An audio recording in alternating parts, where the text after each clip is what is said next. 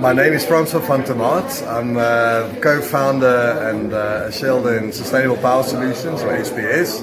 And we're here today at Mount Etchu to celebrate the opening of the SPS Maxwell solar plant. It is a 10 megawatt solar PV plant that feeds energy through Manpower's grid under the Modified Single Buyer or MSB program to B2Gold, which is about 12 kilometers away, thereby helping Namibia's premier gold mine to reduce its carbon footprint and further its commitment to sustainable mining. We're extremely proud of the project. It's been a long road, but we had fantastic partners. I also want to extend a big thank you to the Olofsen family.